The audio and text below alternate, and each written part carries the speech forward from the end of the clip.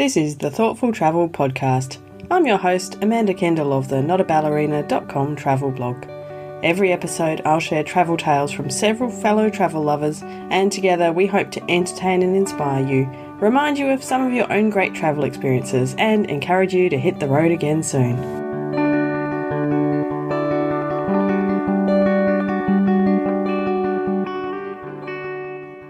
Hello and welcome to episode 308 of the Thoughtful Travel Podcast.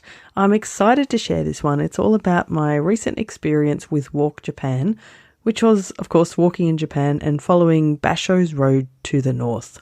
More about that in a second.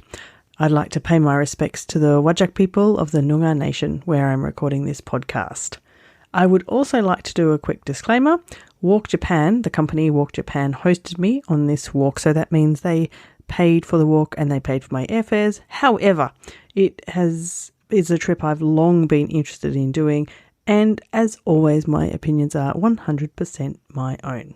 So, a bit of background to this Walk Japan adventure. First of all, you need to know, if you don't already, that Matsuo Basho is a famous haiku poet from several hundred years ago, and his most famous book is Narrow Road to the Deep North, which, describes a journey he took, a walk, and most of that takes place in Tohoku, which is the northern part of the main island of Honshu. So that Tohoku region is the chunk kind of north of Tokyo before you get to Hokkaido.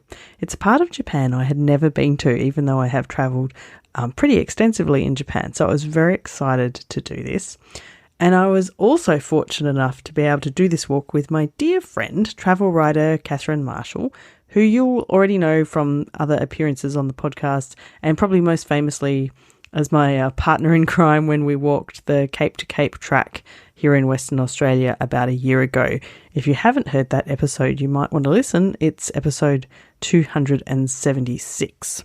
So later in this episode, I will play a bit of a recorded chat that Catherine and I had about our highlights from the Walk Japan walk following Basho's route. But I guess a bit of background first on how the walk worked, what it was all about. So the itinerary for this walk, it was a 6-day trip, and we started in Sendai, which is absolutely my new favourite Japanese city. I love to keep going back to Sendai. And then each day we walked a section of the route that Basho walked. So we didn't walk like a consecutive sections, not like the Cape to Cape. We walked selected bits that the walk was based on, which I guess were the most scenic and the most interesting.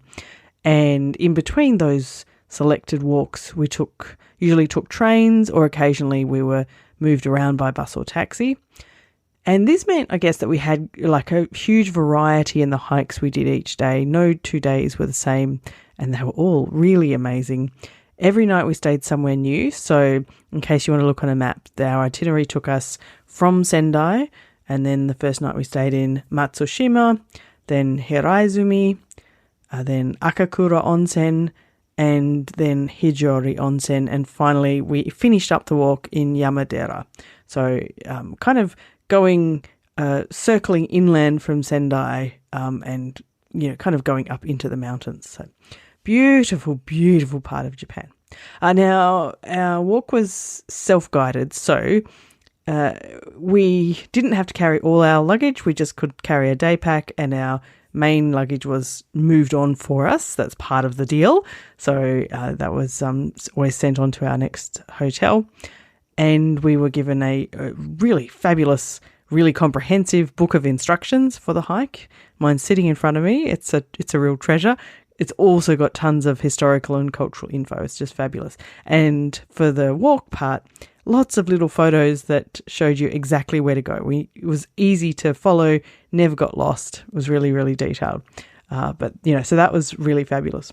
Now, each night then our accommodation would vary. So sometimes a more traditional hotel, sometimes a very traditional ryokan with onsens, and so beautiful, just amazing. And during the day, our route took us to some temples, museums, various other kind of sightseeing spots of note, as well as obviously along these established hiking paths. So I get the impression that The hiking paths were, well utilized by local Japanese people who also love to hike, but we didn't see many people on any day. And I think it would be hard to do it as a foreigner without some kind of organized situation like we had. It would just be hard to even get the information that these places existed. There's not many websites for them. Even with like translation software, I think it would just be difficult. So I really liked the way we did it. In terms of how far we walked, so the furthest day was 14 kilometers, which is, I think a really good amount. Last year, of course, on the Cape to Cape, it was often over 20 kilometres, which is quite a lot. It's, to me, just a little bit too much. Then all the day is really walking, if you're my speed. So 14 kilometres max was a great amount. Of course, it was a very mountainous area, so there were a lot of ups and downs. I would prefer to walk flat all day, but with the great ups, you get the great views, so fair enough. So it was a really comfortable pace and... it was really well organised. Okay, so that's kind of the background that kind of places this walk. And will now play you the chat that Catherine and I recorded with some highlights of the trip. So we recorded it about 10 days after we'd got back. I happened to be then staying with her in Sydney for our appearance at South by Southwest. More on that to come in a future episode. And we did manage to record, just a quick disclaimer, we did manage to record in a nice quiet bedroom, but we did have Catherine's dog Paddy with us. And depending on how you're listening, especially if you've got headphones on, you may occasionally hear him snoring. But he's really sweet and I couldn't really edit out the snores, so please enjoy. So I've got Catherine along now to talk about some of the highlights of our fabulous Walk Japan adventure. Welcome, Catherine. Thank you, Amanda. Let's start off with a favourite hiking moment. Well, I think my favourite moment among many, but the standout one for me was probably the stairs that we took during the hike. And of course, these are stairs, many of them worn away by time, and they lead through the forest. They come and go. Some of them are wooden, some of them are stone. They're all kind of uniformly velveted with moss, and they're just beautiful objects. But I think the reason I loved them so much was because decades ago I found a photograph of some of these stairs in a magazine with a quote underneath from Basho, and I pinned it onto my pin board. And I'd dreamed of one day going to this place and seeing these stairs, but it wasn't an active intention. And so it was quite lovely to be able to actually do that and take some of these stairs, even though some of them were quite precipitous. Yes, and that my legs did burn by the end of some of those sets of stairs, but... and slip on the moss sometimes. Yes, but it was all worth it. It was beautiful. That's such a lovely full circle moment to come across these stairs like that. Is, so, yes. Yeah, they were very beautiful. Well, my favourite hiking moment also involves some stairs, but it was what was at the end of those stairs that I particularly loved. So this was during our time at the Hijori Onsen town, and we hiked up to a shrine called Jizagura, and it was a fairly steep hike, lots of steps. We were well used to steps by then, but up we went, and then around the corner, suddenly this small shrine is there, but it's built kind of onto a ledge, cut into the rock, and the views from that were absolutely stunning. I think I have 360 pictures of it because I just couldn't stop. We could see down to the river and the road and all the trees, the forests, and it was absolutely stunning. So it was beautiful, wasn't it? And there were clouds, and actually it started raining at one point, but it was also sunny. So you had this beautiful contrast, and it was just really a very profound moment along the trail. And we were up there all by ourselves. Yes. As in many cases along this walk, we were the only people around, which makes those beautiful places even more stunning, doesn't it? And there weren't even any bears, which was quite fortunate. I was very glad. There were bear warning signs, but we were using a bear bell at that part of the walk, weren't we? So we were. I'm still not convinced that a little tinkly bell actually repels a bear, but... Anyway. I think all our laughter did. That's least. true. We were told to be noisy and we were good at that. Okay, next topic, a favourite food moment. Well, I mean, we did a lot of eating on this walk, and how can one possibly choose a favourite food or a favourite moment? But I do have to say the dinners every night were quite special. So at each of the inns that we stayed at, we would have a kaiseki set out for us. And this is a serving of various small portions of, the regional delicacies, beautiful fresh food. We had sashimi every night. We had hot pots with mushrooms and thin slivers of wagyu beef, little cups of miso soup, and other little items like sweet potato, yam, fish, little whole fish. We didn't know what we were going to get each night, and so that was like unwrapping a gift. And of course, the plates that these dishes are served on are as beautiful as the food itself. So you'd have little maple leaves or little cherry blossom leaves, just beautiful vessels in which to serve them. But I do just want to say the chocolate swirled bread that I bought on several occasions in the little convenience stores do deserve a special mention.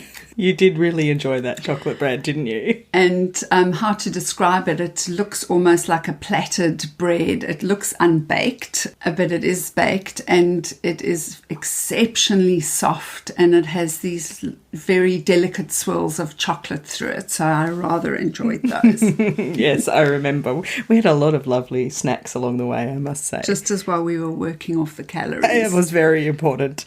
So I have many, many favourite food moments as well, of course, but the one that I have narrowed down to mention today is when we were in Hijori Onsen, and we were actually just headed off for our wander. We were just an hour away, I suppose, from seeing the shrine I just mentioned, but we had been looking for an ice cream, and in Japan they have typically some unusual flavours of ice cream. And Catherine, you had wanted to try some edamame ice cream, and yes. I was just desperate for any ice cream. And we found a lovely little local tiny restaurant-y shop and wandered inside and were very, very welcomed. And here, sit down, and here's the menu. And it was a funny place with like an unusual amount of clutter of all kinds of bits and pieces, and a couple of Japanese couples sitting there and a lovely old guy serving.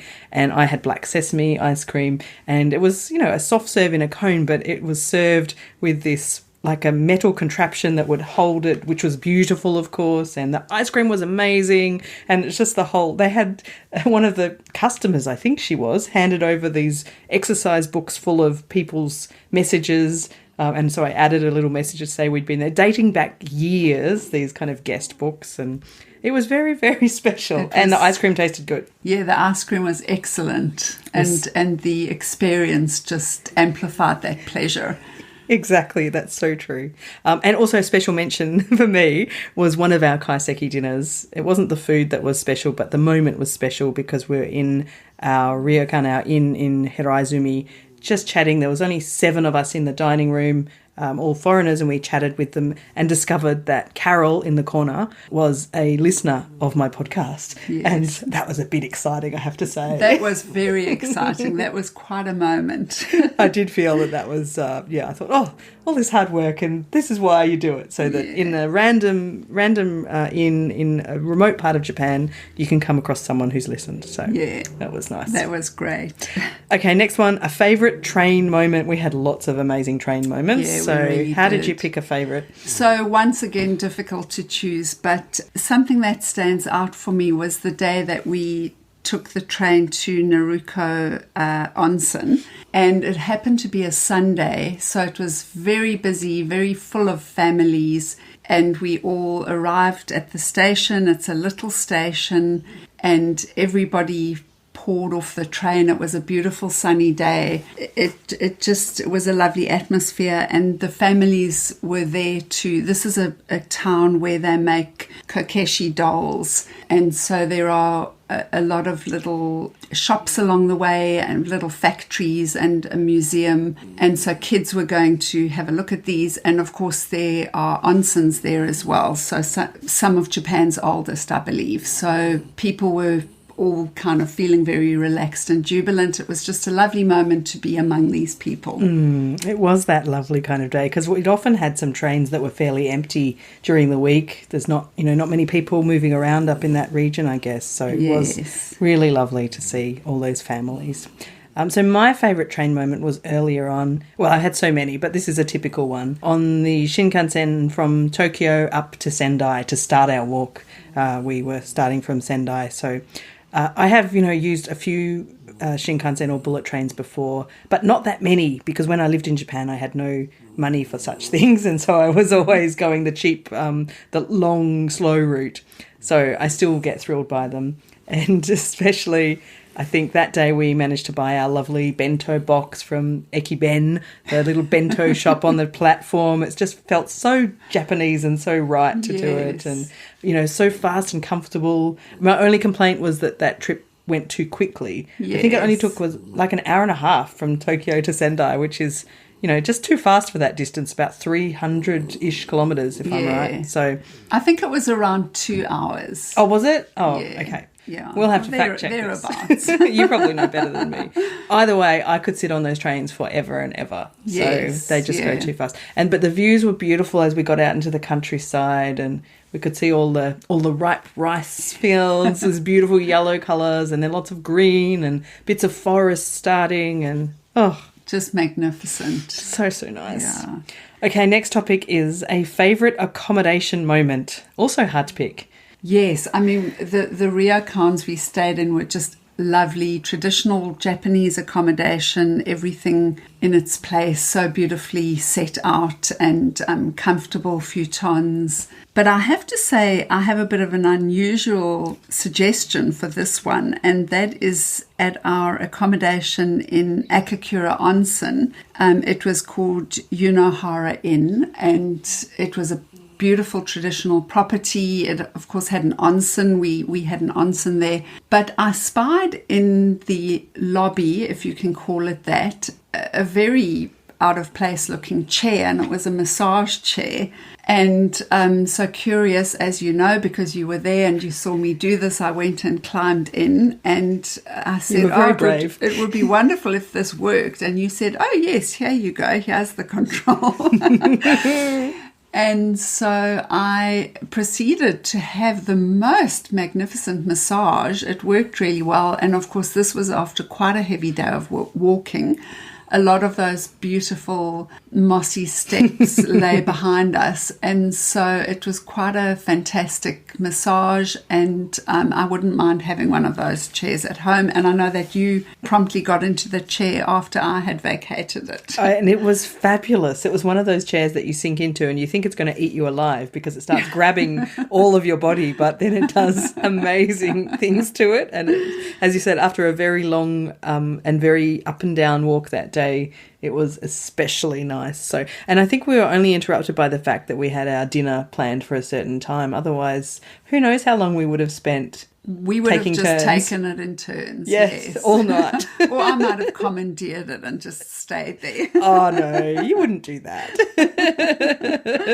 Okay, well, my one of many favourite accommodation moments was actually in Hijori Onsen, which I guess must have been a highlight place for me because I keep mentioning it. But we were at the Motokawa Ryu Inn, and it had, or our room, I guess many of the rooms had an absolutely gorgeous view over the river right next to it. And of course, it's a very an area with a lot of hot springs, so there's water everywhere, and the river was rushing past, and the view out the side, our windows from our room, was just stunning again. And I just could listen to that river. So at first I could listen to that river with such joy because it's it was like next level from. I love staying somewhere where you can hear the sea lapping in, and this river was even better than that. I have to confess that later in the night when I woke up, I found it was a little noisy, but it was also raining and quite stormy by then, I think. So yes, I think that probably didn't help, but I just then tried to imagine that beautiful view, and it was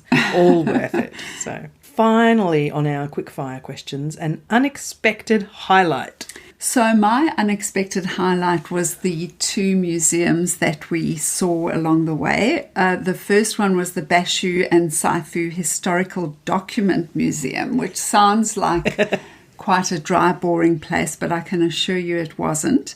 We met a delightful man there. He was the manager, and he showed us around. The museum has a lot of artifacts, including handwritten haiku. It had items that Basho himself would have worn on his journey, such as straw boots and a straw cloak. I'm glad we didn't have to use such items. Indeed. On the wall was hanging 14 haikus that Basho had written when staying with the safflower merchant Saifu, and that's why this museum is kind of dedicated to the pair of them. So his story was quite interesting as well. And then on the last day in Yamadera, we visited the Basho Memorial Museum. And once again, that was filled with, historical, mostly documents, paintings. Basho did some artwork and, of course, poems, not only by him, but by his companion Sora and by other haiku poets. And it was a particularly serene setting.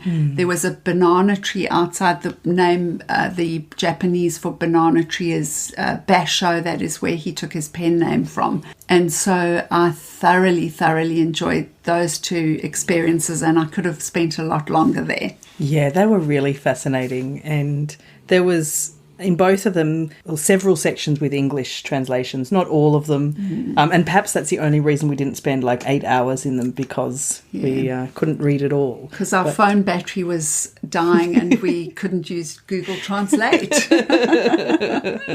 Although that was useful in many moments of our trip, wasn't it?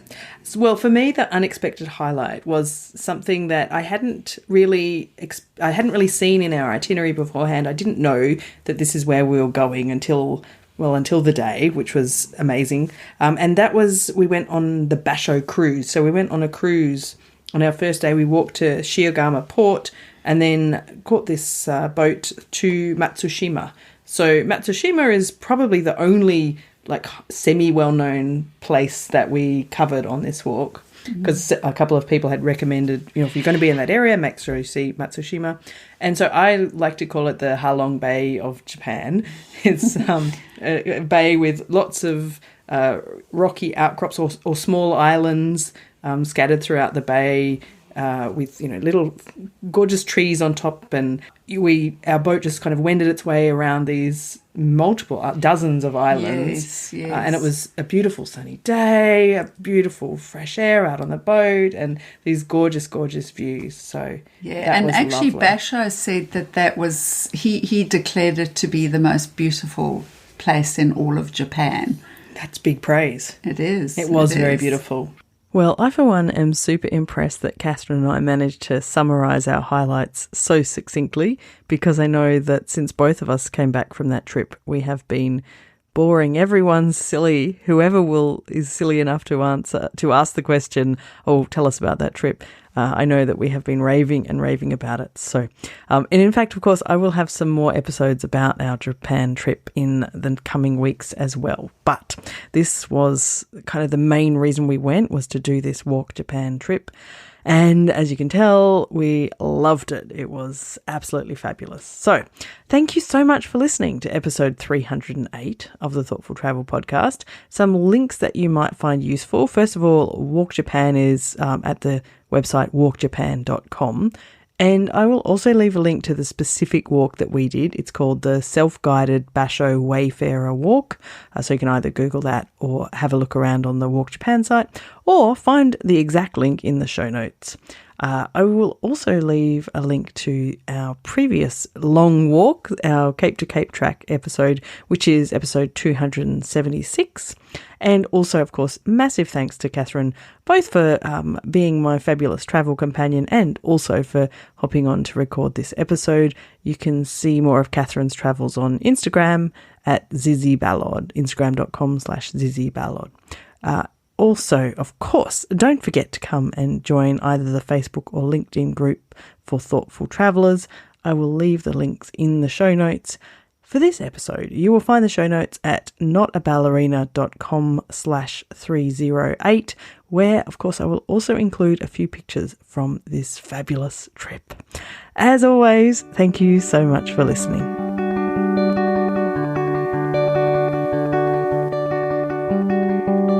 This has been another episode of the Thoughtful Travel Podcast. Show notes and other information are at notaballerina.com/podcast. Join me again soon for another chat about why we travel. Bye for now.